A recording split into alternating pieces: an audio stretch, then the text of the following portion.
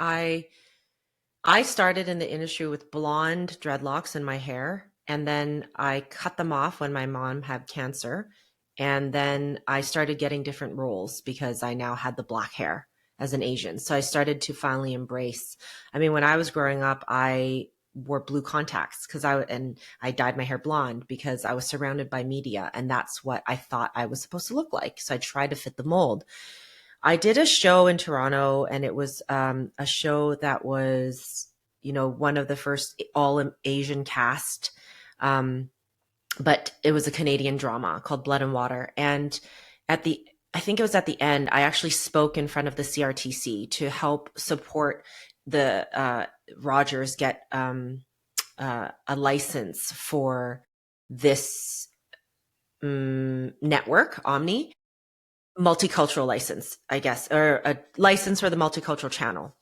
And so I told that story, and I told the story about being an Asian woman starting in this industry and feeling completely like I was trying to fit into this other box. And then it wasn't until this show where I was like, oh, I'm going to speak my own language. Because prior to that, I played Asian Chinese business owner or restaurant business owners, and it was very derogatory. And when I look back, it would be canceled. Now it would be canceled, right? We're not allowed to say those things or mock the Chinese culture in that way anymore. But I've literally played that on screen.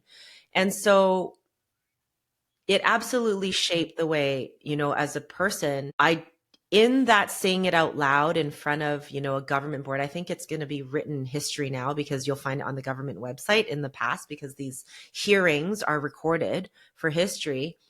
I said it out loud to them and recognized how important it is to actually have the ability for people like me of a minority at the time, to recognize that it's okay to see ourselves.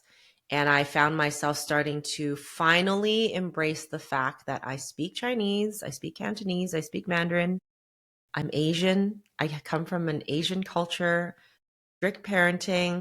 And you know what? I'm proud of that. And to be very honest, I was always ashamed of it. I tried to do everything to not be Chinese. I experienced a lot of racism when I was younger. I would be called all these different names growing up. And you learn to block it out, but it still hurts and it's still there and it affects who you are.